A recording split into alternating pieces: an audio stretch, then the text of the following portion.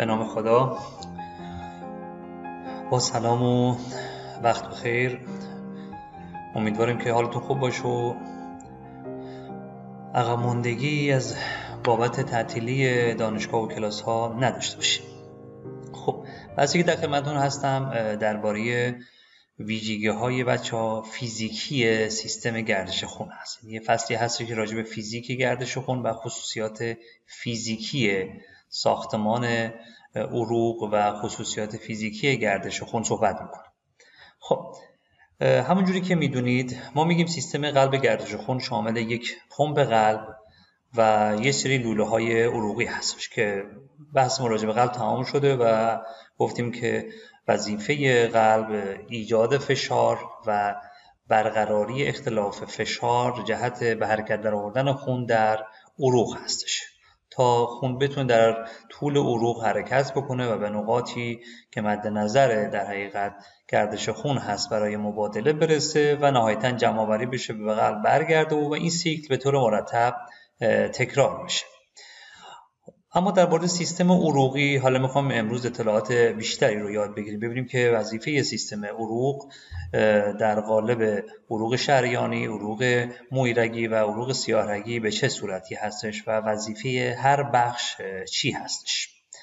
اما اگر از شما پرسیدن که دو تا وظیفه کلی در سیستم گردش خون چی هست، ما دو تا وظیفه یا دو تا نقش رو میتونیم براش در نظر بگیریم. یکی میگیم که وظیفه عروق در گردش خون فرزند شریانی یا در گردش خون سیستمی یا گردش خون ریوی به طور کلی دو تا هستش. یکی دیستریبیوشن هست که بهش میگیم توزیع، یعنی در داخل گردش خون، در داخل شریان‌های گردش خون بزرگمون خون به سمت جلو حرکت میکنه و در بینابین ارگان‌های مختلف چی میشه؟ توزیع میشه، پخش میشه تا بتونه به مویرگ‌ها برسه. پس اولین وظیفش میشه توزیع یا دیستریبیوشن هست. اما وظیفه بعدی میگیم که نقش دوم سیستم گردش خون، حالا چه در گردش خون سیستمیک یا بزرگ و چه در گردش خون ریوی، وظیفه‌اش چی هستش؟ مبادله هست که بهش میگیم که اکسچنج یعنی مبادله، یعنی مواد از دیواره مویرگ خارج میشن، به فضای داخل بافتی میرسن، فضای بین بافتی به سلول میرسن و سلول هم به همین صورت مواد زائدی رو که تولید میکنه رو به فضای بین بافتی تحویل میده و از اونجا به شکل انتشار وارد گردش خون میشه و در حقیقت به این میگیم که چیه؟ مبادله در کجا؟ مبادله در دیواره عروق. پس دو تا وظیفه کلی شامل توزیع هست و مبادله که توزیع در یک بعد وسیعی صورت میگیره و اگر تفاوتی بین توزیع و انتشار بخوایم صحبت بکنیم بگیم فرقشون چی هستش، میگیم توزیع در مسافت طولانی صورت گرفته. ما سیستم های پرسلولی مثل انسان، مثل سایر جانداران که در حقیقت انتشار برای مواد غذایی جواب نمیده. یعنی چی؟ انتشار میگیم در یک مسافت کوتاه صورت میگیره، فرضاً از بیرون سلول به داخل سلول در ابعاد میکرونی صورت میگیره. خب مثلا میگن که اگر مادی از قلب میخواست به سلولهای بدن برسه شاید 5 سال طول میکشید. با این حرکت انتشار، با این سرعت حرکت کند، خب زمان بر میشه. بنابراین سیستمی برای بدنمون تعبیه شده تحت عنوان سیستم قلب و گردش خون که حرکت رو سریعتر میکنه. بنابراین از طریق توزیع خون میتونه در کل بدن پخش بشه، دقیقاً توزیع بشه و در مجاورت سلول چی بشه؟ اونجا مواد بین دیواره مویرگ و فضای بین بافتی مبادله بشه. پس دو تا وظیفه توزیع و مبادله رو میشه به این صورت توضیح داد. خب اما ما به طور کلی از دبیرستان هم یاد گرفتیم که دو نوع گردش خون داریم. یک گردش خون سیستمیک هست که بهش میگیم گردش خون بزرگ، خب یا گردش خون عمومی. سیستمیک سرکیولیشن یعنی کل سیستم بجز ریه. به این دلیل بهش میگن گردش خون چیه؟ سیستمیک یا گردش خون بزرگ. یعنی این گردش خون بخش عمده‌ای از بدن رو داره در حقیقت خون رسانی میکنه که شروع این گردش خون از کجا هستش؟ از بطن چپ هست. خون با فشار همونجوری که قبلا هم خوندیم از بطن چپ وارد آورت میشه. پس شروع گردش خون سیستمیک از بطن چپ، آئورت، شریان‌های بزرگ، شریان‌های متوسط، شریان‌های کوچیک و نهایتاً میرسه به کجا؟ به شریانچه‌ها و بخش انتهایی میرسه به کجا؟ به مویرگ‌ها که گفتیم که جایی که درش عمل مبادله صورت میگیره. پس میگیم که این بخش یعنی از آئورت تا کجا؟ تا شریان‌های کوچیک وظیفه توزیع رو به عهده داشت و از شریانچه‌ها که خواهم گفت عروق مقاومتی هستن خارج میشه، وارد مویرگ‌هایی میشه که اینجا عمل چی صورت میگیره؟ میگیم اینجا عمل مبادله صورت میگیره. درست شد؟ بعد از مویرگ ما میگیم که سیستم حالا وریدچه‌ها رو داریم، وریدهای کوچیک رو داریم، وریدهای بزرگ. دقت بکنید تا نهایتاً خون از طریق 2 تا ورید اجوف فوقانی و تحتانی برمیگرده به داخل دهلیز راست. پس به این بخش میگیم گردش خون سیستمیک، یعنی شروعش از بطن چپ هست، در داخل شریان‌های گردش خون سیستمیک حرکت میکنه، به مویرگ‌ها میرسه، از مویرگ‌ها وارد سیستم وریدهای گردش خون سیستمیک میشه و نهایتاً برمیگرده به داخل کجا؟ به داخل دهلیز راست. این میشه گردش خون سیستمیک. و بخش دوم یا نوع دوم گردش خونمون بهش میگیم گردش خون چیه؟ ریوی یا پولموناری سرکیولیشن یا گردش خون کوچیک. هم شما تو زیستشناسی هاتون خوندین. این کجا هست؟ میگیم که شروع این گردش خون از بطن راست هست. بطن راست خون رو با فشار که قبلا هم یاد گرفتیم، فشار خون بطن راست فشار سیستولیش یادتونه 25 میلیمتر جیوه بود و از اینجا خون وارد شریان ریوی میشه. خب شریان‌های کوچیک‌تر نهایتاً شریانچه‌های ریوی و مویرگ‌های ریه که در دیواری حبابچه‌ها قرار میگیرن. تو مبحث تنفس خواهید خوند. و بعد از اون حالا خونی که می‌بینی که نگاه کنید قرمز رنگ شده، خون اکسیژن دار شده، یعنی اینجا دوباره مبادله صورت میگیره. پس این گردش خون هم 2 تا وظیفه به عهده داره. اینجا هم باز ما توزیع و مبادله‌ای که در مویرگ داره صورت میگیره رو داریم چیه؟ اینجا هم می‌بینیم این عمل مبادله‌ای که در دیواره مویرگ‌های ریه صورت میگیره. بعد مویرگ‌های ریه نهایتاً تبدیل میشن به وریدچه‌های ریوی، سیاه‌رگ‌های کوچیک ریه و نهایتاً از طریق 4 تا سیاه‌رگ بزرگ که خون اکسیژن دار رو وارد کجا میکنن؟ وارد دهلیز چپ میکنن. پس شروع گردش خون ریوی از بطن راست هست، دقت بکنید، تا کجا؟ تا دهلیز چپ هستش. به این میگیم گردش خون چیه؟ ریوی یا پولموناری سرکیولیشن هست. خب اما اگر بخوام یک تقسیم بندی رو بین عروق مختلف انجام بدیم که عروق گردش خون سیستمیک چند نوع هستن از لحاظ فیزیولوژیک، کاری با خصوصیات آناتومیکشون نداریم فعلا، میگیم از لحاظ خصوصیات فیزیولوژیکی که اینها وقتی از آئورت میرسن به مویرگ‌ها چه تغییراتی میکنن و هر کدوم چه وظیفه فیزیولوژیک رو به عهده میگیرن رو ببینیم به چه صورتی هستش. خب پس ما در گردش خون سیستمیک 3 دسته رگ داریم. یه دسته بهش میگیم عروق چیه؟ شریانی یا سیستم شریانی یا آرتریال سیستم که از آئورت شروع میشه. دقت بکنید که از یک سغرگ بزرگی به نام شریان آئورت شروع میشه. اینجا شریان آئورت هست، دقت بکنید که یه رگی هست با ابعاد حدود مثلا قطر 2.5 سانتی متر. بعد تبدیل میشه به چیه؟ به شریان‌های بزرگ لارج آرتریز، مثل شریان فمورال، شریان رادیال، شریان کاروتید، شریان کلیوی، شریان‌هایی که مزانتریک مثلا به بخش‌های عمده‌ای از بدن خون رسانی میکنن. درست شد؟ لارج آرتریز.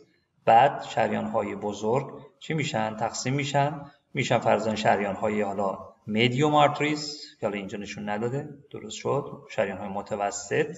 خب بعد میرسه به شریان‌های چیه؟ اسمال آرتری، شریان‌های کوچیک. شریان‌های کوچیک دیگه در حقیقت در داخل یک ارگان هستن، در داخل کلیه، در داخل قلب، در داخل یک بافت هستن. اونجا تقسیم میشن، تبدیل میشه حالا به چیه؟ به شریانچه که بهشون میگیم چیه؟ آرتریول. دقت بکنید آرتریول ها رو اگر نگاه بکنیم میگیم که در حقیقت آخرین بخش از گردش خون چی هستن؟ شریانی سیستمیک هستن. خب حالا ببینیم که پس از آئورت شروع شد، شریان‌های بزرگ، شریان های متوسط، شریان های کوچیک، دقت بکنید، آرتریول ها یا شریانچه ها، تا نهایتا ختم شد به چیه؟ مویرک ها. درست شد؟ آرتریول. خب حالا هر کدوم از اینها چه وظیفه فیزیولوژیکی رو به عهده میگیرن؟ میگیم تو بحث‌های جلوییمون هم خواهیم داشت که میگیم آورت یک شریانی هستش که قابلیت اتساعی خیلی خوبی داره، ظرفیت و گنجایش خیلی خوبی داره، یک رگی با خصوصیات خاص خودش هستش و همینجور شریان‌هایی که جلو راهش هستن، شریان‌های بزرگ، اینا داره ویژگی‌هایی هستن که میگیم اینا عروق توزیعی هستن، یعنی هیچ نه از اون دو تا وظیفه یادتون باشه میگیم دو تا وظیفه گردش خون توزیعی بود و مبادله.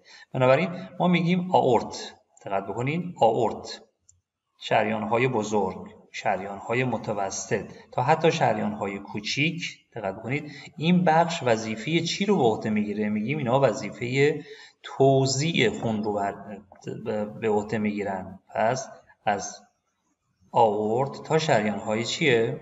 کوچیک. درست شد؟ وظیفه چی رو دارن؟ وظیفه توزیع خون، پخش خون به سمت کجا؟ به سمت مویرگ ها. قبول. پس بهشون میگم عروق توزیعی یا بهشون میگن distributive vessels. اینجا پایین نگاه بکنید نوشته distribution یعنی توزیع. پس این عروق چی هستن؟ توزیعی هستن. خب میرسیم به شریانچه.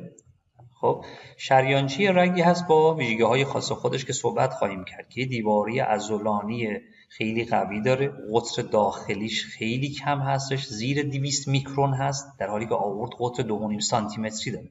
بنابراین شریانچه رو بهش میگیم عروق چیه؟ جزء رگ‌های مقاومتی هستن و حتی شریان‌های کوچیک هم باز میشه در این دسته قرار داد که اینها رو بگیم عروق چی هستن؟ عروق دقیقاً مقاومتی بهشون میگن یا عروق رزیستنس وسل. دقت کنید، عروق مقاومتی یا رزیستنس وسل بهشون میگیم. خب وقتی میگیم عروق توزیع یعنی واسه حرکت خون به سمت جلو میشن، وظایفی در دقیقاً کنترل فشار دارن، در تنظیم فشار دارن. مثلا آورت رگی هستش که مانع از افزایش بیش از حد فشار میشه. هرچی به سمت جلو میاییم خب این ویژگی‌های مقدار تغییر میکنه، توضیح خواهم داد. میرسیم به عروق شریانچه های کجا؟ به شریانچه های کوچیک و شریانچه ها که اینها قطر خیلی کمی دارن، مخصوصا آرتریول ها، در عوض دیواره عضلانی خیلی قوی دارن که بهش میگیم عروق چی هستن؟ مقاومتی هستن. بنابراین خواهیم گفت که این عروق مقاومتی در کنترل خروج خون به داخل مویرگ ها نقش اساسی دارن. بنابراین قبل خودشون یعنی در این نقاط سبب چی میشن؟ در این نقاط در داخل شریان‌های بزرگ و متوسط سبب تنظیم بچه‌ها فشار میشن. از همین الان اینو جا بندازیم که بعد جلوتر بهش باز خیلی جزئی میپردازیم. اینجا میگیم که این عروق شریانچه‌ای در تنظیم فشار در داخل شریان‌ها نقش اساسی رو به عهده میگیرن و همچنین در کنترل خروج خون به داخل مویرگ ها که بهش میگیم دیگه جریان خون، در تنظیم جریان خون هم نقش خیلی پر اهمیتی رو اینها خواهند داشت. خب پس اینا بهش میگن عروق چیه؟ عروق مقاومتی. اما میرسیم به مویرگ ها اگه یادتون باشه گفتم که دیواره نازکی دارن، فقط یک لایه سلول دارن، یک لایه سلول اندوتلیال دارن که بحث خواهیم کرد. بنابراین خیلی مناسب هستن برای چیه؟ مبادله. و دیواره نازکی دارن، فضاهای بین سلولشون بازتر هستش، بنابراین به اینها میگیم عروق چیه؟ مبادله‌ای یا اکسچنج وسل بهشون میگن. و بعد از مویرگ عمل مبادله تمام شد میگیم که وریدچه ها رو داریم که حتی خیلی از وریدچه ها هم چون فقط یه لایه سلول هنوز دارن، هنوز دیوارشون عضلانی نشده، اینها هم میتونن تا حدی مخصوصا قسمت هایی که به مویرگ ها نزدیک هستش اینها هم در مبادله حتی چیکار بکنن؟ شرکت بکنن که اینجا بخشی از این وریدچه یا ونول رو در قسمت عروق مبادله‌ای داره نشون میده. بعد تبدیل میشن به وریدهای کوچیک، وریدهای متوسط، وریدهای بزرگ، نهایتا میرسه به کجا؟ ونا کیوا. بنابراین از وریدهای کوچیک که خون داره میره به سمت سیستم سیاه‌رگ های بزرگتر، این قسمت رو میگیم که پس دسته دوم عروق چی هستن؟ کاپیلاری وسلز هستن یا مویرگ ها هستن که در مبادله یا در میکروسیرکیولیشن نقش دارن. یک فصل هست توضیح خواهیم داد. و سیستم وریدی که شامل ونول ها یا وریدچه ها هستن، وریدهای کوچک، وریدهای بزرگ و نهایتاً وناکیوا یا ورید اجوف هستن. میگیم که اینها عروق چی هستن؟ بهشون میگن عروق ذخیره‌ای. دقت بکنید، عروق چی هستن؟ ذخیره‌ای، یعنی small veins، large veins و وناکیوا رو بهشون میگیم عروق ذخیره‌ای که این پایین هم براتون نشون داده. تحت عنوان چی هستن؟ capacitance vessels، یا جایی هستن که خون زیادی اینجا چی میشه؟ ذخیره میشه، چون که سطح مقطع و حجم بالایی دارن و قابلیت ذخیره سازی و گنجایش زیادی برای خون خواهند داشت که باز جلوتر توضیح خواهیم داد. پس این 3 تقسیم رو یاد بگیریم که در گردش خون فرزن سیستمیک ما 3 دسته رگ داریم: عروق شریانی آرتریال سیستم، عروق مویرگی کاپیلاریز و عروق چیه؟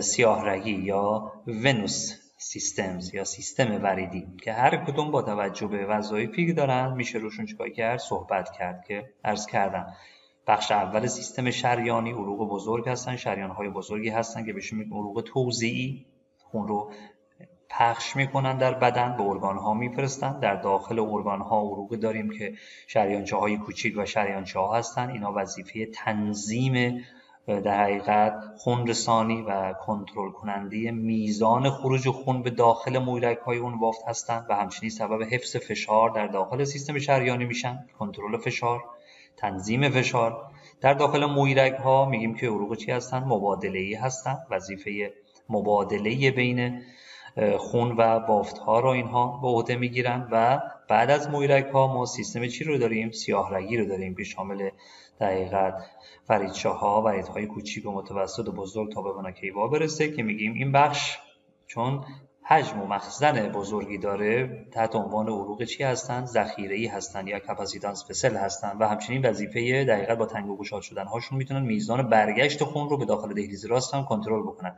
اگر تنگ بشن، ظرفیتشون کم بشه، سبب میشه که خون کمتری داخلشون بمونه و خون بیشتری به سمت دهلیز راست برگرده. و اگر گشاد بشن میتونن در حقیقت خون زیادتری رو در خودشون جای بدن و ذخیره بکنن که بحث‌های مفصلی هست که توضیح خواهیم داد.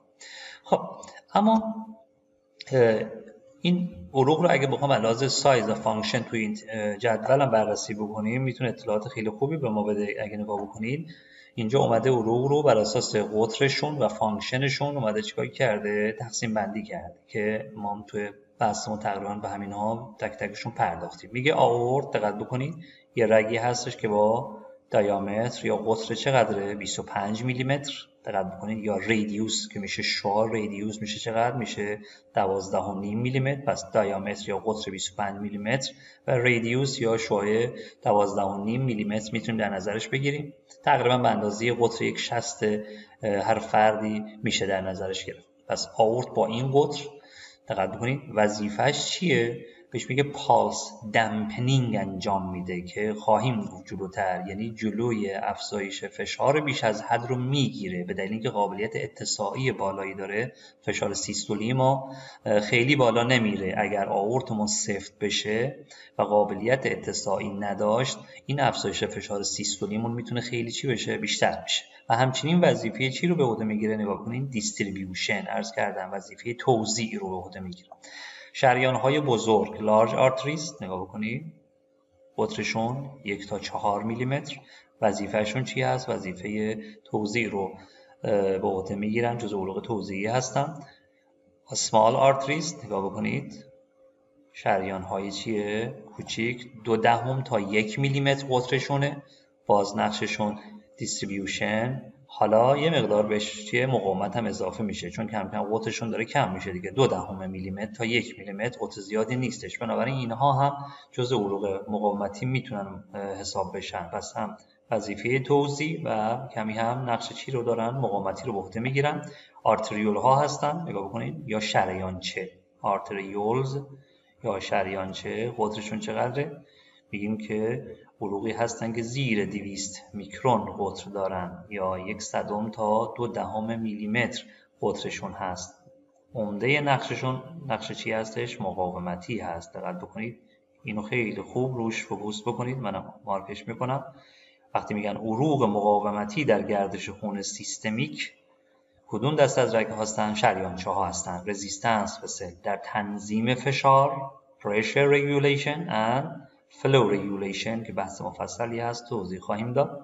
و عروق چیه؟ مویرگی کاپیلاریز که زیر 10 میکرون قطرشون هست. عروق چی هستن؟ عروق مبادله‌ای هستن. مویرگ‌ها رو میگن بچه‌ها اندازه یک گلبول قرمز تقریبا قطرشونه، یعنی یک گلبول قرمز از داخلشون رد میشه. حتی جاهایی هست که مثلا طحال، حتی قطر مویرگ‌ها از یک گلوله قرمز هم چی هستش؟ کمتره. بنابراین اون گلوله قرمز فشرده میشه، از لاش رد میشه، بهش میگن سکویز میشه یا چلونده میشه. بنابراین تو همچین جاهای گلوله قرمز اگر پیر باشه میتونه چی بشه؟ بشکنه و متلاشی بشه و از بین بره. خب پس اینا مویرگ ها که قطری حدود زیر 10 میکرون یا تقریبا به اندازه 8 میکرون قطر داخلیشون هستش که عروق چی هستن؟ مبادله‌ای هستن، چون قطر کمی دارن. دقت بکنید دیواره نازکی دارن، طولشون هم خیلی کم هست، بین 0.3 تا 1 میلیمتر اینها فقط طولشون هست. بنابراین محل مناسبی هستن که عمل مبادله توشون چی بشه؟ به خوبی صورت بگیره. ونول ها یا وریدچه ها نگاه بکنید، یکم از مویرگ ها بزرگترن از لحاظ قطری.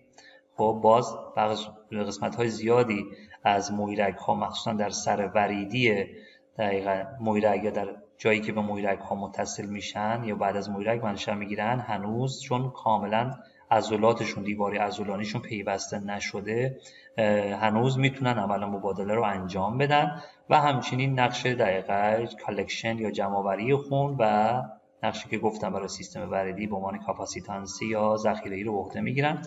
وریدها هستن که وریدهای حالا کوچیک، متوسط و بزرگ رو اینجا در نظر گرفته، بین 0.2 تا 5 میلیمتر قطر دارن و وظیفه چی داره؟ نقش عمده‌شون کاپاسیتانسی هستش یا ذخیره‌ای هستش، حجم خون رو ذخیره میکنن. و وناکیوا که یه قطر 35 میلیمتری یا 3.5 سانتی متری رو دقیقت داره وناکیوا و سبب چی میشه؟ کالکشن میشه، سبب جمع‌آوری و برگردوندن خون به سمت دهلیز راست و همچنین میشه گفت یه مقدارم نقش کاپاسیتانسی رو داره. پس تو این جدول به خوبی دیگه اومده تفکیک کرده و نقش عروق رو علاوه فیزیولوژیک بررسی کرده. خب حالا میخوام که یه سری خصوصیات فیزیکی گردش خون رو خدمتتون بگم.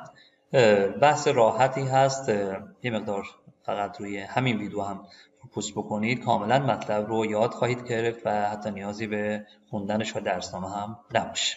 نگاه بکنید ببینیم که ما یه سری خصوصیات فیزیکی رو برای گردش خون حالا سیستمیک یا ریوی در نظر میگیریم و اینها رو با هم دیگه چیکار میکنیم؟ مقایسه میکنیم. اولین ویژگی فیزیکی در گردش خون علاوه مقادیر حجم خونی هستش که در نقاط مختلف وجود داره. دقت بکنید volume of blood in different parts of circulation، چقدر خون رو ما در نقاط مختلف گردش خون داریم، در داخل شریان‌های گردش خون سیستمیک، در داخل مویرگ‌ها، در داخل سیستم سیاه‌رگ‌های گردش خون سیستمیک، در داخل خود قلب و حفرات قلبی چقدر هست، در داخل گردش خون ریوی چقدر است. خب اینا رو به ذکر اعداد و ارقام خدمتتون توضیح خواهم داد. دومین میگیم که علاوه ساختار دیواری عروق چه ویژگی‌هایی دارن. عروق در قسمت‌های مختلف شریان‌ها، در مویرگ‌ها، در سیاه‌رگ‌ها چه شباهت‌ها و تفاوت‌هایی با هم دیگه دارن، چند لایه دارن و چه ویژگی‌هایی رو دارن علاوه ساختاری. و ویژگی بعدی که بررسی می‌کنیم رابطه بین سطح مقطع یا cross sectional area، سطح مقطع عروق و سرعت حرکت خون به چه صورتی هست. و ویژگی آخر مقادیر فشارهایی هستش که ما در قسمت‌های مختلف گردش خون میتونیم چیه داشته باشیم. در شریان هامون فشارمون چقدره، سیستولمون چقدره، دیاستولمون چقدره، فشار متوسطمون چقدره، بیشترین فشار رو کجا داریم، کجاها بیشترین افت فشار رو داریم و کجاها کمترین فشار رو داریم. دقت بکنید و همینطور میرسیم به سیستم گردش خون ریوی. اونجا هم باز مقایسه رو انجام خواهیم داد. پس دونه دونه بیایم اینا رو صحبت بکنیم به چه صورتی هست. یک، علاوه مقدار حجمی رو که در قسمت‌های مختلف وجود داره میخوام ببینیم که به چه صورتی هستش. خب volumes of blood in different parts of circulation، حجم خون در بخش‌های مختلف گردش خون. خب تو این شکل اگه دقت بکنید، اگه خاطرتون باشه گفتم گردش خون سیستمیک خب از بطن کجا شروع میشد؟ از بطن چپ شروع میشد. دقت بکنید خون وارد آورت میشد. دقت بکنید ایورتا، درسته، وارد شریان‌های بزرگ، شریان‌های متوسط و کوچیک و شریانچه‌ها، مویرگ‌ها و نهایتاً وارد سیستم وریدی میشد. به دهلیز راست چی میشد؟ برمیگشت. خب اینجا یه ایرادی توی این شکل هست. اگر دوستان دانشجو برای من تونستن پیدا بکنن، با وایس برای من بفرستن، خیلی خوب میشه. ببینم که کدوم دانشجو اینجا رو فهمیده. نگاه بکنین، از این بطن راست که شروع میشه، بطن چپی که شروع میشه، خون وارد آورت میشه. این شکل یک اشکالی داره. اگر برای من تونستیم با ریزبینی و دقیق خوندن و متوجه شدنتون برای من وایس بفرستین، خیلی ممنون میشم. ببینم که کیا فهمیدن اینجا رو. خب اگر بیام ببینیم، نگاه بکنیم، میگی که گردش خون سیستمیک چقدر خون ما در شریان‌هاش داریم. نگاه بکنید نوشته آرتریز، چقدر نوشته 13%. خب 13% حجم خونمون در داخل، با توجه به این داده های کتاب گایتون، در داخل شریان‌های گردش خون سیستمیکمون هست. اگر خاطرتون باشه راجع به حجم خون ما میگیم که به طور متوسط بچه‌ها ما 5000 میلی لیتر، دقت بکنین، 5000 میلی لیتر خون در کجا داریم؟ در کل بدنمون داریم. درست شد؟ پس 1% از این خونمون چقدر میشه؟ 1% میشه 50 میلی لیتر. دقت بکنین 50 میلی لیتر. خب اگر ما 5 لیتر یا 5000 میلی لیتر خون داشته باشیم، 1% میشه چقدر؟ 50 میلی. خب حالا با توجه به این عدد میتونیم بگیم که 13% میشه چقدر؟ 13% میشه بچه‌ها 650 میلی لیتر. درسته؟ 650 میلی لیتر ما خون در داخل شریان ها داریم. خب سوال اینه که چجوری این حجم کم خون میتونه یک فشار خیلی بالایی رو ایجاد بکنه؟ این سوالی هستش که ما در قسمت‌های جلوتر خب مفصل بهش میرسیم و صحبت خواهیم کرد و اگه تونستین همینجا شما جواب بدین خیلی خوب میشه. نگاه بکنید چجوری این حجم کم خون در داخل سیستم شریان‌های گردش خون سیستمیک میتونه فشار فرزن ایجاد بکنه. فشار سیستولی 120 میلی متر جیوه ما اینجا داشته باشیم یا دیاستول مثلا 80 رو داشته باشیم که یا در داخل شریان هامون یه سیستم چی هستن؟ پرفشاری هستن دیگه. درست شد؟ بعد اومده گفته آرتریول ها و مویرگ ها. این چقدره؟ میگه 7%. خب 7% میشه چقدر؟ 7 5 تا 35 تا میشه چقدر؟ 350 میلی لیتر. 350 میلی لیتر خون در داخل کجاست؟ شریانچه ها و مویرگ های گردش خون سیستمیک هستش که مثلا از این قسمت ها رو در نظر گرفته تا این قسمت ها. درست شد؟ بعد اومده کجا؟ گفته وریدها در سیستم وریدی از وریدچه ها، دقت بکنید در داخل سیستم وریدی تا ورودی دهلیز راست چقدر؟ گفته 64%. 64% چقدر میشه؟ میشه 3200 میلی لیتر. دقت بکنید 3200 میلی لیتر از 5 لیتر خونمون در داخل سیستم وریدهای گردش خون سیستمیکمون هست. خب اینجا. خب حالا چه اتفاقی میفته که این حجم بالای خون بعداً خواهید دید که فشار اینجاها خیلی کمه، حتی در داخل دهلیز راست یا در داخل این وریدهای دقیقاً اجوفی که ورودی دهلیز راست هستند در داخل قفس سینه، این فشار میرسه به 0 یا در داخل دهلیز راست تقریبا فشارمون چیه؟ 0 هستش. چرا اینجوری هستش؟ چرا این حجم بالای خون اینجا نمیتونه فشار بالایی رو ایجاد بکنه ولی این حجم کم خون نگاه کنین 650 تا اینجا یه فشار خیلی زیادی رو ایجاد کرد. خب این سوالی هستش که میتونید الان جواب بدین، هرچند که جلوتر راجبش صحبت خواهیم کرد. خب نکته بعدی چیه؟ میگه خود قلب و حفرات قلبی چند درصد؟ 7%. 7 5 تا چقدر میشه؟ 350 میلی لیتر. پس 350 میلی لیتر ما اینجا خون داریم. دهلیزها، دهلیز راست، دهلیز چپ، بطن راست، بطن چپ، خود در داخل عضله و سینوس‌های در حقیقت کرونری قلب انقدر خون رو در خودشون جای میدن و نهایتاً در داخل گردش خون ریوی نگاه کنید چند درصد هست؟ 9%. 9 5 تا میشه 45 تا، یعنی 450 میلی لیتر. دقت کنید 450 میلی لیتر خون هم در داخل کجا قرار میگیره؟ در داخل گردش خون ریوی قرار میگیره که میان اینو تقسیم میکنن، میگن در هر لحظه 70 تاش در داخل مویرگ‌های گردش خون ریوی هست و باقی موندهش به شکل نصف نصف در سیستم شریان ریوی و دقیقاً وریدهای ریوی هستن که حدوداً 190 تا برای هر کدومشون میشه 190 میلی در داخل بخش شریانی گردش خون ریوی و 190 میلی لیتر هم در داخل سیاه رگ‌های گردش خون چی هستش؟ ریوی هستش. پس این اندازه مقادیر حجم. بیشتری مال کجا بود؟ مال سیستم سیاه رگ‌های گردش خون سیستمیک. خب ویژگی دوم از لحاظ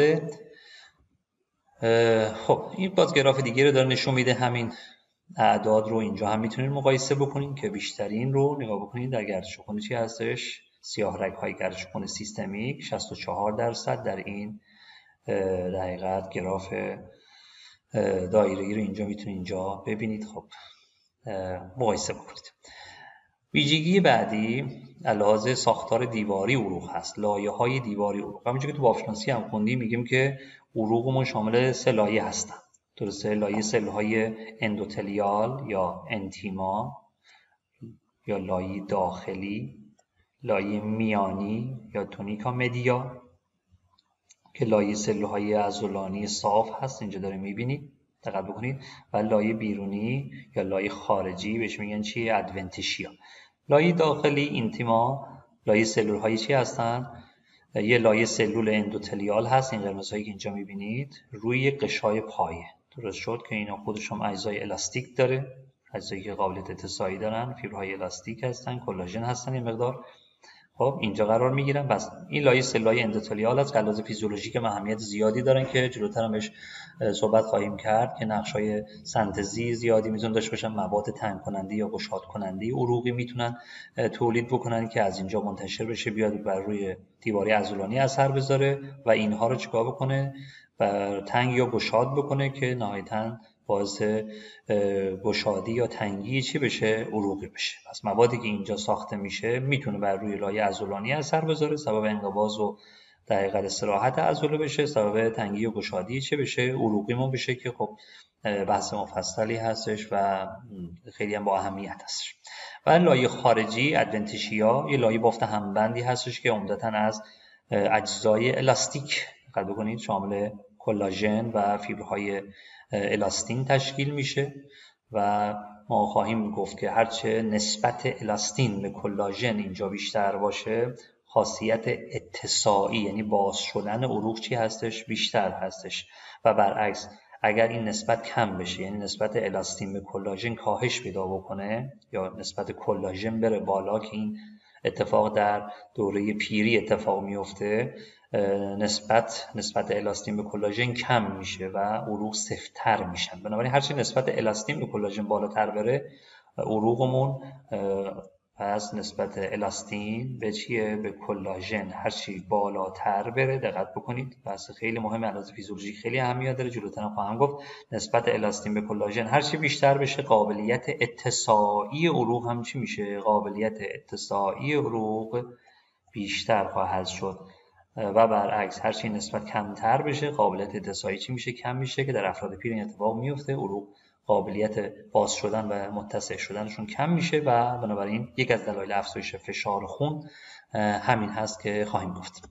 خب باز اینجا توی این نمام داریم میبینید از سمت داخل لایه سل‌های اندوتلیال، لایه سل‌های عضلانی صاف و لایه بافت همبند چیه؟ خارجی رو داره اینجا نشون میده که اون بخش خارجی عمدتاً نگاه بکنید بخشای الاستیک اجزای کلاژن هستن، فیبروبلاست هایی هستن که خاصیت الاستیسیتی بالایی دارن که اجزای الاستیک بهشون میگن، یا فیبرهای الاستیک فایبرها بهشون میگن که بحثش رو کردم خدمتتون. باز توی نمایی دیگه و اسلاید دیگه نگاه بکنین اومده 3 تا رگ رو با هم مقایسه کرده، یعنی سیستم شریانی رو دقت بکنید، سیستم مویی رگی رو و سیستم سیاه رگی رو با هم دیگه مقایسه کرده که اگر نگاه دقیق تری بهش بکنیم میگیم که ما شریان هامون 3 تا لایه دارن. نگاه بکنید، لایه خارجی، لایه میانی و عضله ساق‌پود و لایه سل‌های اندوتلیال داخلی. خب شریان ها تا کجا؟ تا شریانچه ها، تا آرتریول ها هر 3 تا لایه رو دارن. خب اول اینکه این چه تغییری میکنه الان تو اسلاید بعدی خواهم گفت. هرچی از شریان های بزرگ به سمت کجا میریم؟ به سمت شریانچه ها میریم. خب کلاژن و الاستیک فایبر هاشون چی میشن؟ کمتر میشن. خب وقتی اینا کم میشن، برعکس درصد عضله دیواری عروق چی میشه؟ بیشتر میشه. خب پس اجزای الاستیک مثل فیبرهای الاستین و فیبرهای کلاژن با دقیقت اینا کاهش پیدا میکنن، ولی درصد عضله از آئورت به سمت شریانچه‌ها چی میشه؟ بیشتر میشه. این تغییر ایجاد میکنه، تغییر فیزیولوژیک ایجاد میکنه. چی هست؟ قابلیت اتساعی دیواری عروق کم میشه. در عوض وقتی به شریانچه میرسه اینو تبدیل میکنه به یک عروق چیه؟ مقاومتی. مقاومت رو در اینها خیلی چیکار میکنه؟ بالا میبره، چون قطر داخلی کمی هم داره و ضخامت دیواره عضلانیش هم خیلی بالا میره. این میتونه به راحتی تنگ بشه و تحت اثر عوامل ویزو کانستریکتور یا انقباض دهنده عروقی تنگ بشه، یا برعکس عوامل مهار کننده اینو خوشحال بکنن. بنابراین خیلی میتونه مقاومت اینجا کم یا زیاد بشه. وقتی میرسیم به مویرگ ها، 2 لایه بیرونی رو از دست میدن، فقط میشه چیه؟ 1 لایه سلول. دقت بکنید در مویرگ ها و در بعضی از وریدچه ها 1 لایه فقط سلول اندوتلیال داریم که عرض کردم اینها برای عمل مبادله خیلی خوب هستش. و میرسیم به سیستم سیاه رگی. تو سیستم سیاه رگی باز ما 3 تا لایه رو مثل شریان ها داریم، اما این ضخامت دیواری عروق اولا اینکه نسبت به شریان ها خیلی کمتر میشه. خواهم گفت مثلا ونا کیوا ضخامتش 1.5 میلیمتره، آئورت ضخامتش چقدر فرزند؟ 2 میلیمتر. خب این تغییر ایجاد میکنه که سیاه رگ هامون قابلیت اتساعی بیشتری دارن. این علیرغم اینکه خودشون قطر، یادتون باشه قطر آئورت چقدر بود؟ قطر داخلیش 2.5 سانتی متر بود. قطر ونا کیوا چقدر بود؟ 3.5 سانتی متر بود. حالا علاوه بر این دیواری نازکترشون هم بهشون اجازه میده که تا 8 برابر قابلیت اتساعی بیشتری هم داشته باشن که بعد میگیم حاصل ضرب 8 ضرب در 3 میشه 24 برابر گنجایش بیشتری رو خواهند داشت سیستم سیاه رگی. پس این تفاوت ها رو دقت بکنید، علاوه فیزیولوژیک خیلی با اهمیت هستش. خب باز اینجا برش های عرضی عروق مختلف رو داره میبینیم و خیلی قشنگ اینجا داره مقایسه میکنه. مثلا از آئورت شروع بکنیم، نگاه بکنید ایورتا، میدیوم آرتریز، آرتری های شریان های متوسط، شریانچه، اسفنکتر پیش مویرگی، نگاه بکنید ترو کاپیلری یعنی یک مویرگ حقیقی و واقعی، ونول یا وریدچه، ورید و ونوکیوا یا ورید چی بود؟ اجوف. نگاه بکنید میگه آئورت اینترنال ریدیوس، عرض کردم ریدیوس یعنی چیه؟ یعنی شعاع. شعاعش چقدره؟ 12 میلی متر. دقت کنید وال تیکنس این سفیده. خب پس 12ش مال کجاست؟ میگه 12 شعاع داخلی. این شعاع دقت کنید این شعاع داخلی چقدره؟ 12 میلی متر. پس قطرش میشه چقدر؟ 24 میلی متر یا 25 میلی متری که قبلا گفتم. ضخامت دیوارش چقدره؟ 2 میلی متر. این بخش سفیدی که اینجا میبینید این ضخامت دیوارش 2 میلی متر است. برای شریانه های متوسط نگاه بکنید. خب گفتیم چقدره؟ شعاعشون 2 میلی متر، ضخامتشون چیه؟ 1 میلی متر. بعد شریانچه آرتریول نگاه بکنید اینترنال ریدیوس چقدره؟ 15 میکرومتر. نگاه بکنید میلی نیست، میکرون هست. 15 میکرومتر و ضخامت دیوارشون چقدره؟ 20 میکرومتر هستش. خب حالا بیایم اینجا اگه بررسی بکنیم، اگر من نسبت ضخامت خود دیواری رگ، یعنی وال تیکنس رو نگاه بکنین. این وال تیکنس رو نسبتش رو بگیرم با چی؟ با اینترنال ریدیوس. خب در آورت این نسبت چقدره؟ در آورت این نسبت 2:12 است. اینجا دقت بکنین 2:12. حالا اگه قطرش هم در نظر بگیریم میشه چقدر؟ 2:24 هست این نسبته. اما بیایم اینجا تو شریانچه اگر نسبت ضخامت دیواره رو بگیریم، ضخامت چقدر بود؟ 20 میکرون هست. 20. خب قطر داخلیش چقدر میشه؟ 20/30 میشه. این علاوه فیزیولوژی خیلی خیلی با اهمیت است. کدوم عدد بزرگتریه؟ خب مسلما توی شریانچه این نسبت خیلی بزرگه. 20/30 یا 2/3 هست. اینجا چقدره؟ 2/24 هستش. دقت بکنید.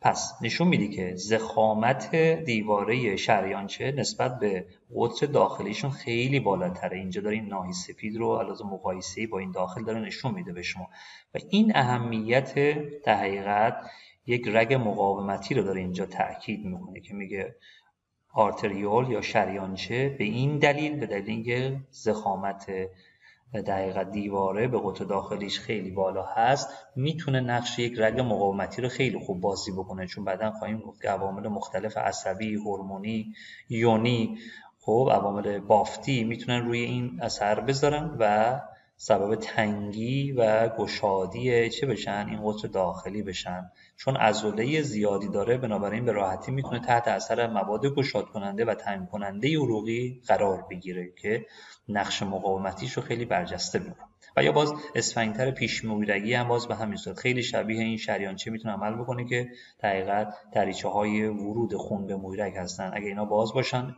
به خون اجازه ورود به مویرگ رو میدن، اگر نباشن بعضی که خواهم گفت در مبادله اجازه رو نمیدن و ما همیشه در حالت استراحت یه تعداد از این اسفنکترها بسته هستن و بنابراین همه مویرگ‌های بافتیمون در حالت استراحت باز نیستن. خب بعد میرسیم به کجا؟ به سیاه رگ. باز همین اعداد رو مقایسه بکنید، نگاه بکنید. میرسیم به ونا کیوا. اگر نگاه بکنید میبینید که ضخامت دیوارش چقدره؟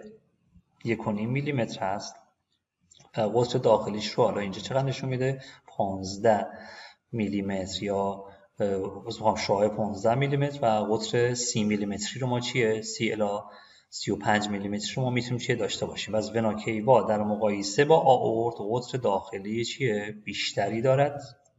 خب و ضخامت چیه؟ کمتری دارد. پس ضخامت کمتری داره، پس به راحتی میتونه گشاد بشه، باز بشه و جزء در حقیقت عروق چی بودن؟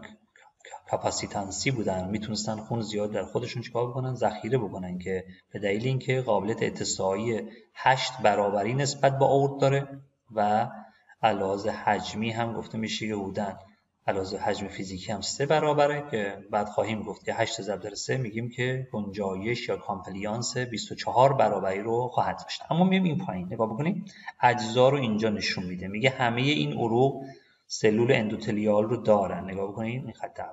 پس همه‌شون عروق سلول اندوتلیال رو دارن. فیبرهای الاستیک رو اینجا میبینید، نگاه بکنید. خب پس آورت داره، شریان‌ها دارن، شریانچه‌ها دارن، اسفنکترها دارن، ولی نگاه بکنید مویرگ دیگه نداره. مویرگ فقط یه لایه سلولی چی داشت؟ اندوتلیال داشت. نکته دوم چی هست؟ نگاه بکنید هرچی از آورت به سمت شریانچه اومدیم، نگاه بکنید هرچی از آورت به سمت شریانچه اومدیم، خب چه اتفاقی پیش اومد؟ میزان فیبرهای الاستیک دیواره عروق نسبتش چی شد؟ کم شد. برعکس هرچی از آورت به سمت چی اومدیم؟ به سمت شریانچه اومدیم، خب در سطح اسموس ماسل عضله صاف بیشتر شد. و گفتم که هرچی عضله صاف بیشتر بشه و فیبرهای الاستیک چی بشن؟ کم بشن، قابلیت اتساعی چی میشه؟ کاهش پیدا میکنه. بنابراین آورت بالاترین قابلیت اتساعی رو در بین چی داره؟ شریان‌ها داره. در مقایسه با چیه؟ شریان‌های گردش خون، نه در مقایسه با سیستم سیاه‌رگی، منظورم نیست. خب و همچنین فیبرهای کلاژن هم می‌بینین که مثل اجزای فیبرهای چیه؟ الاستیک، این هم دارن چی میشن؟ کم میشن، که گفتم از آورت به سمت شریانچه‌ها که میایم فیبرهای الاستیک کم میشن، کلاژن کمتر میشه، بنابراین خاصیت اتساعی عروق چی میشه؟ کاهش پیدا خواهد کرد.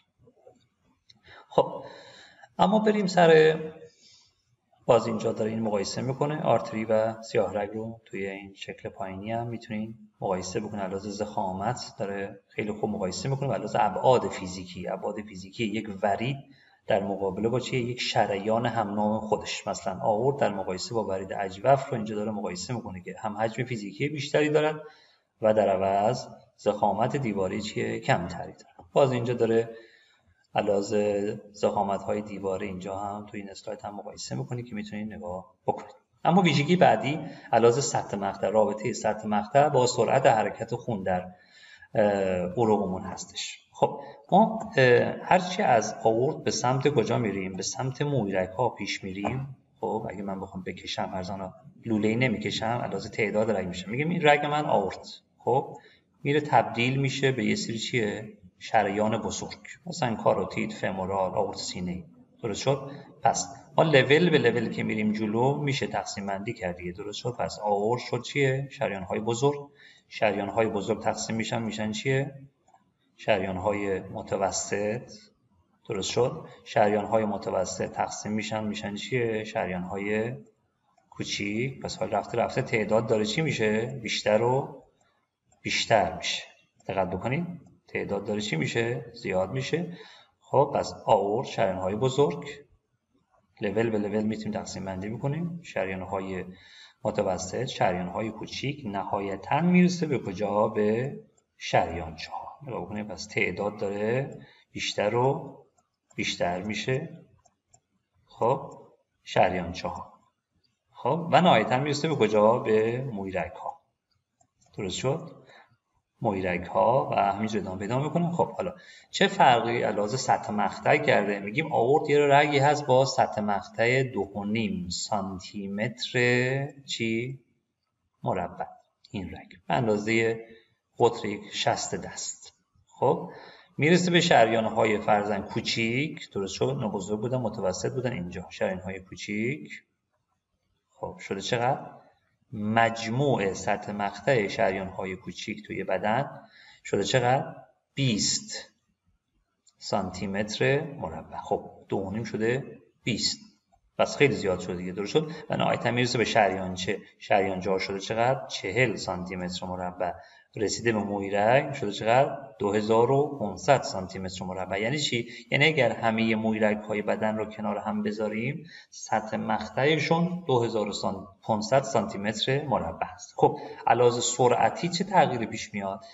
ما سرعت حرکت خون در آورت دوستان 33 سانتی متر بر ثانیه است. دقیقاً این سرعت بالایی هستش چون سطح مقطع کمه، یه دونه رگه. خب چه مقدار جریان بهشون وارد شده در مقایسه با یه جریان ثابت داریم میگیم. ما میگیم در هر لحظه 70 یادتونه حجم ضربه ایمون 70 میلی لیتر خون وارد چی شده؟ آورت شده. خب اینجا که بیشتر نشده که، اینجا فقط تقسیم شده. پس اگر اینجا دو تا رگ باشه فرضاً دو تا شریان بزرگ 35 میلی لیتر به این رسیده، 35 میلی چیه؟ به این. و همینجور داره پخش میشه. پس چیزی که ثابته چی شما هست؟ کیوی شما هست یا جریان شما یا حجم خون ورودی به همه چیه؟ ثابته. چی داره زیاد میشه؟ سطح مقطع. پس هرچی از آورت به سمت چی میایم؟ هرچی از آورت به سمت مویرگ میایم، خب چون سطح مقطع بالا میره پس سرعت حرکت خون باید چی بشه؟ کم بشه. توی در حقیقت مویرگ ها این سرعت میرسه به چقدر؟ به 0.3 نگاه بکنید میلیمتر در ثانیه. خب این سرعت حرکت خیلی کمی هست و مویرگ رو خیلی ایدئال میکنه برای عمل چیه؟ مبادله. قبلا یاد گرفتیم میگیم که این حدوداً طولش برابر با 0.3 تا 1 میلیمتر. قطرش چقدر بود؟ قطرش گفتیم حدوداً اندازه 7-8 میکرون هستش که یه گلوله قرمز میتونه توش جا بشه. پس گلوله قرمزی که کاملا چسبیده به دیواره مویرگ، خب دیواره مویرگی که خیلی نازکه پس به راحتی میتونن گازها بهش وارد بشن، ازش خارج بشن، مواد درست شد از مویرگ خارج بشن، مواد به مویرگ وارد بشن. درست شد که عمل مبادله‌ای که گفتیم اینجا صورت میگیره. پس این رابطه بین چی هستش؟ سطح مقطع با سرعت حرکت خون هستش. در آورت سطح مقطعی کمی دارد. سرعت چقدره؟ 33 سانتی متر بر ثانیه هست. در مویرگ ها ما مجموع سطح مقطع بالایی داریم 2500 هست. سرعت حرکت اون چقدره؟ 3 دهم هست. و همینجور حالا مویرگ ها به هم میپیوندن، چی رو تشکیل میدن؟ ونول ها یا وریچه ها رو میشن. وریچه های حالا اسمال وین 80 سانتی متر مربع. به وناکیوا که میرسه نگاه کنید چقدره؟ 8. وناکیوا رو با آورت مقایسه بکنید، خب چیزی حدود 3-4 برابر میشه دیگه. علاوه سطح مقطعی اگه یادتون باشه گفتم قطر اینها بیشتره و علاوه حجم فیزیکی 3 برابر آورت هستن. خب علاوه خاصیت اتساعی هم که گفتم چند برابرن؟ 8 برابر آورت هستن. خب که بحثی بعداً خواهیم داشت. حالا اینجا پس رگی هستش که سطح مقطعش چقدره؟ 8 سانتی متر مربع هست و این میتونه سرعت حرکت خون رو در داخل وناکیوا وردای اجوف چیکار بکنه؟ کاهش بده و به 1/3 تا 1/4 مقدار آورت چیه؟ برسونه. پس آورت اگر 33 سانتی متر بر ثانیه هست در وحید اجوف، این مقدار میتونه بین حالا بسته به وحید اجوف فوقانی و تحتانی میتونه مقدار فرق بکنه بین مثلا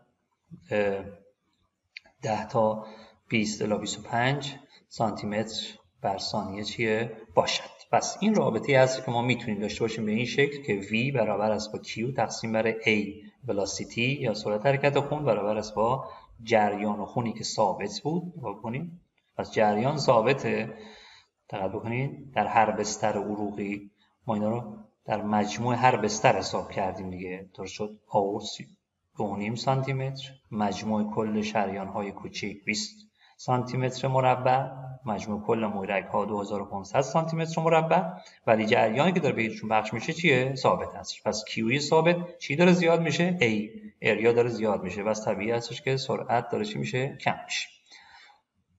باز اینجا داره علاوه فرمول فیزیکی اینو خواهش میکنم که مطالعه بکنید و خودتون دیگه حساب بکنید.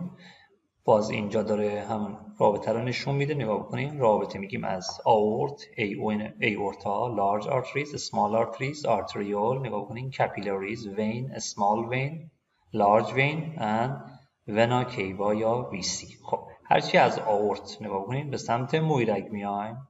خب سطح مقطع این قرمز رو میبینید cross sectional area، سطح مقطع داره چی میشه؟ زیاد میشه. که گفتم رسید به چقدر؟ به 2500. درست شد؟ اینجا چقدر بود؟ 2500 سانتی متر مربع. برای آورت چقدر بود؟ گفتم 2.5 بود. درست شد؟ از اون طرف این منحنی آبی چیه؟ ولاسیتی رو داره نشون میده، سرعت هست. آورت سرعت چقدر بود؟ 33 سانتی متر بر ثانیه. رسید به مویرگ، این عدد خیلی خیلی چی شد؟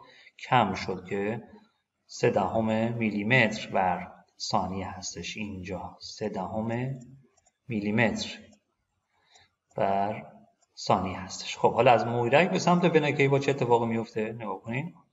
از مویرگ به سمت وناکیوا دوباره سطح مقطع داره چی میشه؟ کم میشه دیگه. تو وناکیوا تو آورت سطح مقطع چقدر بود؟ 2.5 بود. تو وناکیوا چقدر بود؟ گفتیم یه حدود 3 برابرش میتونه باشه دیگه. اینجا هیچ عدد 8 رو داشت نشون میداد و سرعت حرکت خون میبینید که یه مقدار از آورتی هستش کمتر هستش که این بیشتر برای وناکیوای تحتانی داره نشون میده.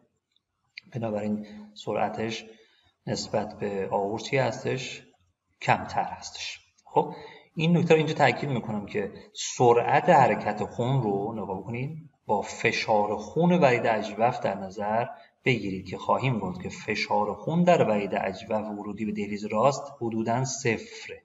نگاه بکنید اما سرعت 0 نیست، یعنی خون با یه سرعتی داره به سمت دهلیز راست چی میشه؟ برمیگرده که حتما این دوتا رو توجه داشته باشین و قاطی نکنین. این فشار در حقیقت داخل وناکیوا هست، این چی هستش؟ سرعت حرکت خون در وناکیوا هستش که با یک سرعتی داره برمیگرده به سمت کجا؟ دهلیز راست. و نهایتاً آخرین اسلایدمون چی هستش؟ فشارها در نقاط مختلف گردش خون هستش. Pressures in different parts of circulation. ما قبلا هم این موضوع رو بحث کردیم که چه میزان فشار داریم. اگه یادتون باشه گفتم که فشار در حقیقت سیستولی بطن چپ چقدر بوده؟ 120. فشار دیاستولیش رو که حالا اینو صفر نوشته، من عدد چند به شما گفته بودم؟ 5 تا 10 دیگه، درسته؟ 5 اول دیاستول یا اول پر شدن، 10 پایان پر شدن بود که اینجا در نظر گرفتیم که گفتیم بطن چپ یا میزند یا نمیزند. زمانی که میزنه فشار 120، زمانی که استراحت میکنه بین 5 تا 10. بعد این منتقل میشه به سیستم شریانی که یه سیستول اگه یادتون باشه 120، دقت بکنین. دیاستول چقدر بود؟ 80. متوسط فشار چقدر بود؟ حدوداً 100.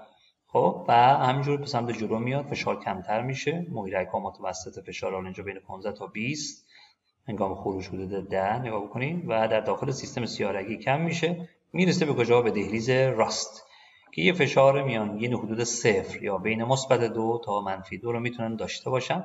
در گردش خون پولموناری نگاه کنین، بطن راست شروعش بود، سیستول بطن راست یادتونه 25، دیاستولش بین 0 تا 5 و وارد شریان ریوی میشه، سیستول 25، دیاستول 8، متوسطش 15.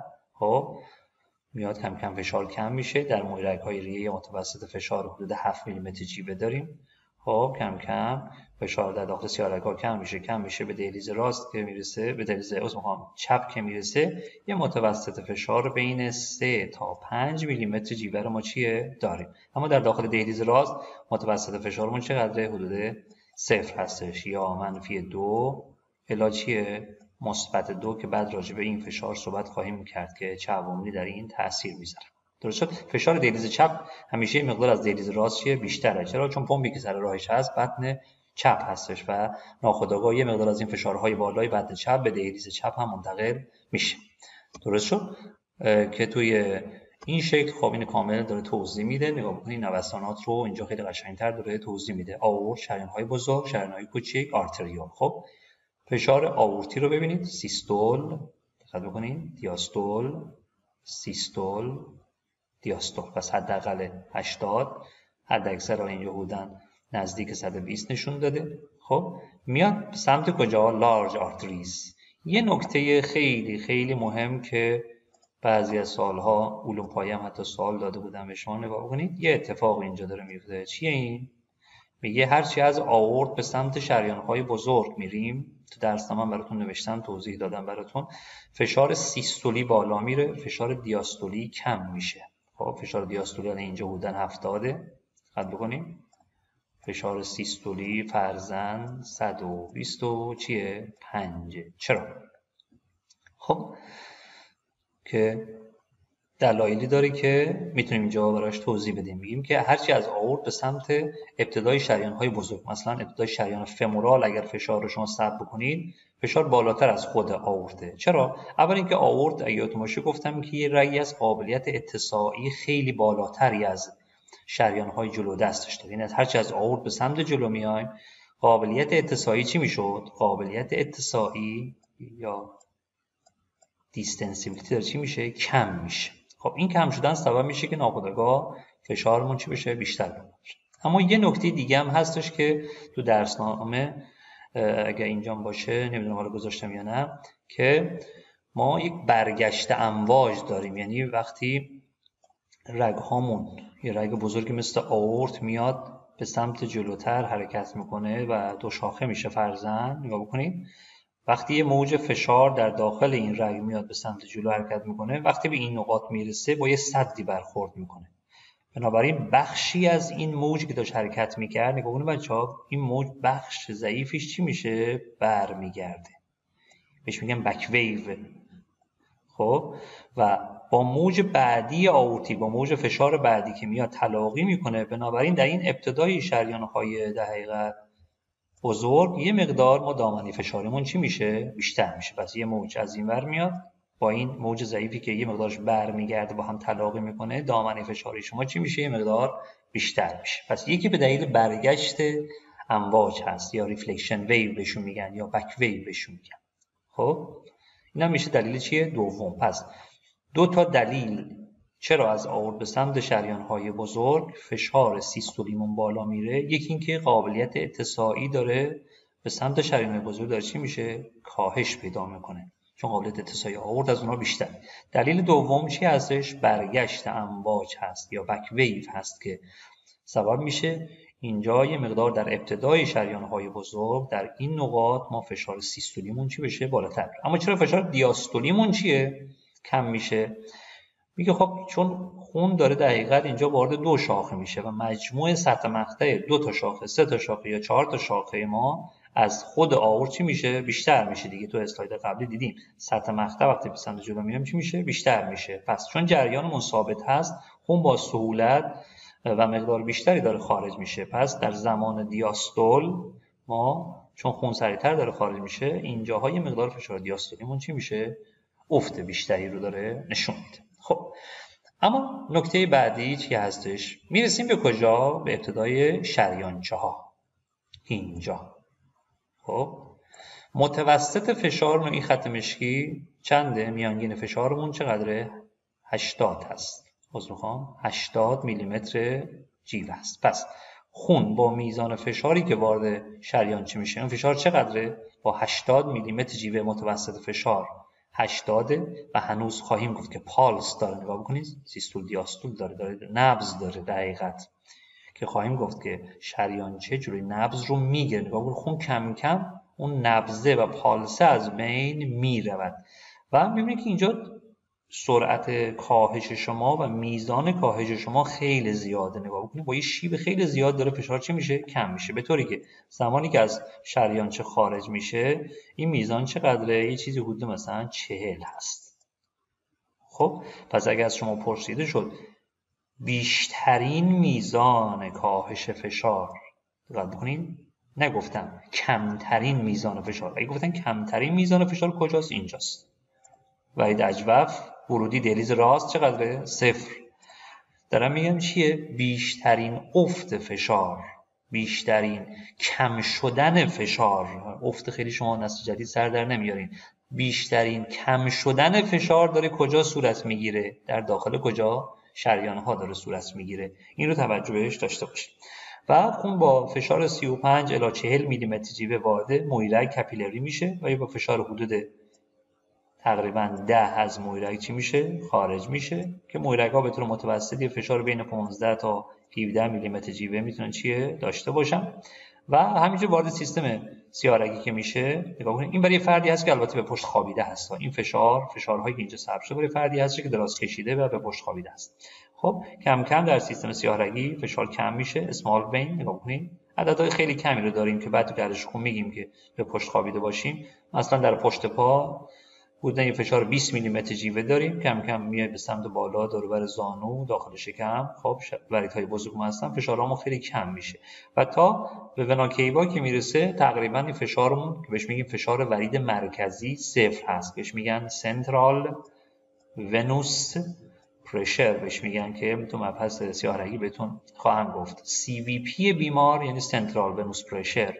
یعنی جایی که وریدهای مرکزی رو داریم، یعنی در داخل قفسه سینه و همچنین در داخل دهلیز راست و سطح دریچه تریکاسپید که به عنوان نقطه ریفرنس اندازه‌گیری فشارها در قلب میشه ازش استفاده کرد که نشون میده اگر فشار 0 باشه یعنی که قلب فرد سالم هست، همه خون رو میتونه پمپاژ بکنه، خونی در داخل بطن راست و دهلیز راست تجمع پیدا نمیکنه. بنابراین هرچه قدرت پمپاژ بطن راستمون بیشتر باشد این فشار دهلیز راست به 0 نزدیکتره یا حتی اگه خیلی قوی باشه میتونه تا -2 -3 -4 هم پیش بره. اما هرچه قدرت بطن راستمون در خروج خون کمتر باشه، نارسا شده باشه، ضعیف شده باشه، میتونه فشارها بالا میره تا به مقادیر مثبت 2 3 4 5 10 15 20 و تا جایی که دیگه وریدهای یا سیارک‌های دست‌ها و پاهامون میتونن متورم بشن و از شمایه بزنه بیرون که میگیم دیگه این فرد نارسایی قلبی داره و دچار چی شده؟ ادم شده، دچار تورم دست و پا شده. خب تو گردش خون سیارگی پولموناری ببینید، نگاه کنید فشار سیستولیش چقدر بود؟ یادتونه 25 در داخل شریان پولموناری دیگه، درسته؟ اینجا پولموناری آرتری سیستول 25، دیاستولش چقدر بود؟ 8 میلیمتر جیوه. متوسطش یادتونه؟ متوسطش 15 میلیمتر جیوه و همینجور می‌بینید که در داخل شریانچه ها میاد کم میشه. در داخل مویرگ های ریوی فشار حدود 7 میلیمتر جیوه رو داریم. در داخل سیارک ها به تدریج کم میشه، میاد به داخل کجا؟ دیلیز چپ، که فرضاً اگر دیلیز چپ رو اینجا در نظر بگیریم، عرض کردم یه فشاری دارد به اندازه 3 تا 5 میلیمتر جیوه. پس این میشه مقادیر فشار در داخل بخش‌های مختلف گردش خون سیستمیک و گردش خون پلمونری. خب خیلی متشکرم، خسته نباشید و امیدوارم که در این روزهای کرونایی و بحرانی که باش مواجه هستیم حالتون خوب باشه. توصیه میکنم که از خونه‌هاتون بیرون نیاین، خیلی مواظب باشین و دم عید هستش، خرید عیدتون رو کنسل بکنید، تو خونه بمونید، درساتون رو بخونید که عقب نیفتید و دید بازدید عیدتون رو به صفر برسونید. نمیگم به حداقل برسونید، به صفر برسونید، چون که وضع در صورت وخیم هستش و باید مراقب خودتون باشید. حیفه که تو این سن جوانی بخواید دچار مشکلی بشین، که وقتی خودتون دچار مشکل میشین در صورت خانواده هم دچار مشکل خواهد شد. امیدوارم که روزهای خوبی رو داشته باشید و خدا نگهدار شما.